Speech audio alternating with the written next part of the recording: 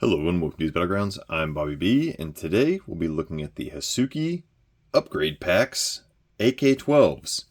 Now, if you guys are familiar with my channel, you guys know that the Hasuki Operator Unknown figures were my figures of the year last year, and when they announced some, extra weapons to go with their two more previewed figures, I was pretty stoked.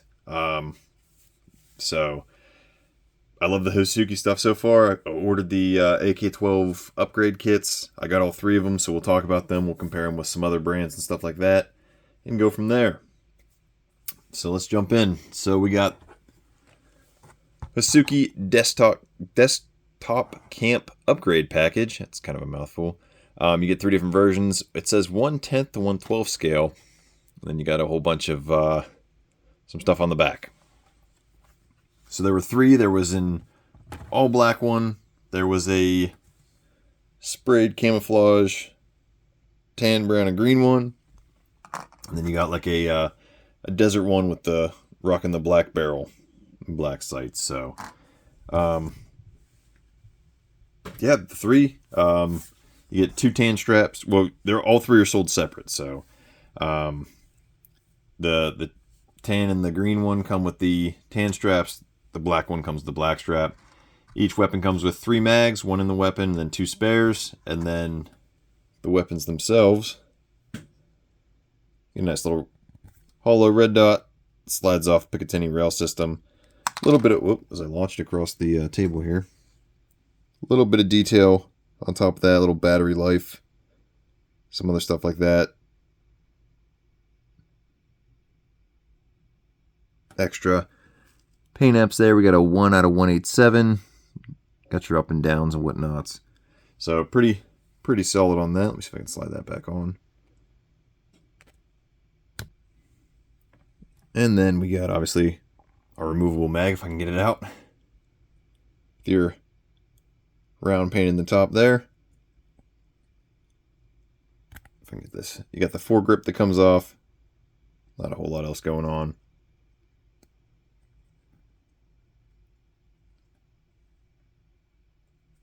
And that's it. That's your tan one. Going into the green. This one's a beaut. This one matches up with the Wonderfest exclusive pretty well.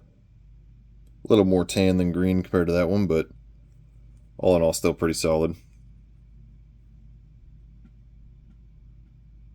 And then obviously all these parts should be able to swap onto it. So let me see if I can pull this flashlight off of our regular version. So the stuff does fit on it. However, it's a little loose. The rails are maybe just the flashlight. No, the PEC 15 is a little loose too. So it can be done. It's just they don't fit as snug as they do on the M4 platforms.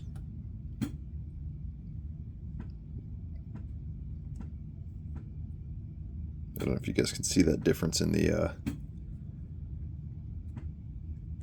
rail sizes here. Try to get that to focus for you. So you can see there's a little bit extra space. So you could almost, I don't know, compare everything, put it all down the same one, go from there. As far as if these fit in the mag pouches, or if even the mags are interchangeable.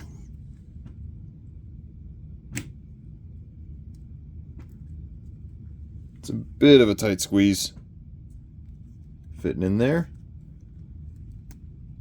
especially with the drop down map. And we'll see if we can drop these in. I bounce my camera across the room here.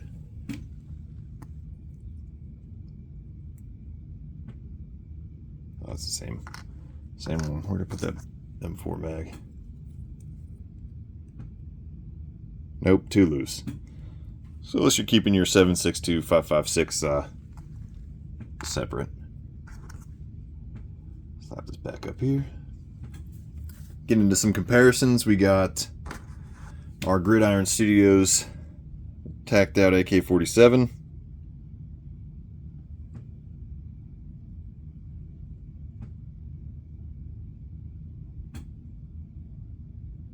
Bit of a size difference. I think that's where you get into that hero 1/12 and the legit 1/12.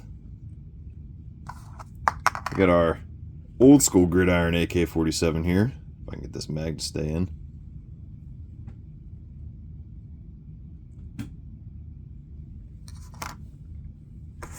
We got our GIJoe Classified series.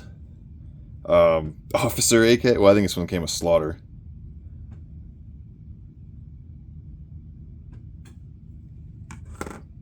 And then we got our Tomy Tech AK-47, which I'd probably say is closer to this appropriate scaling, because I think the Tomy Tech stuff runs super small.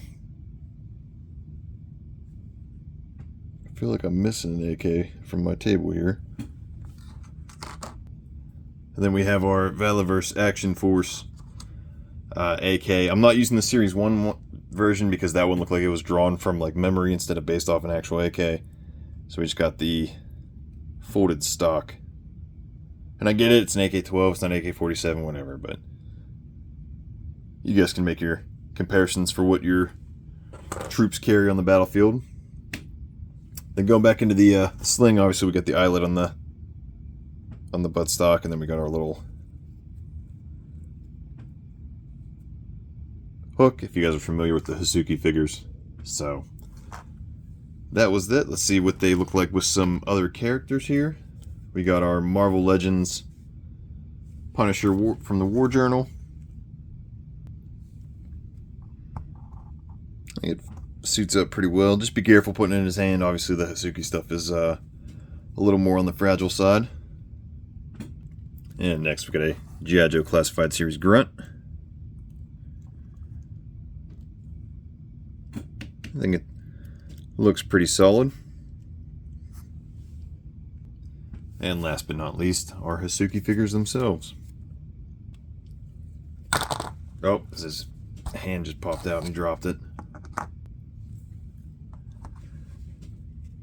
I think that looks solid. That color definitely brings it. This figure's just an awesome figure in general, but there you have it. Definitely looking forward to the next two. I think we got the Fortress and then the Sierra operator, the juggernaut looking dude, and then the mountain climber, mountain ops. So pretty excited to see what else they do, especially if they do any more weapons. Just keep in mind these are a little on the fragile side. I was able to get these from AliExpress. I believe they're available there, and as far as I know, through 5K Toys. I'm not sure if they're available anywhere else. I'm sure through some secondary market options or international channels and stuff like that. But there you have it, your Hasuki Desktop Camp upgrade package, or just the Hasuki AK-12s. You guys gonna pick them up, skip out on them? Not your thing? Hasuki's overpriced? Let me know in the comments below. Till next time, load up, grab your kits. See you in the battlegrounds.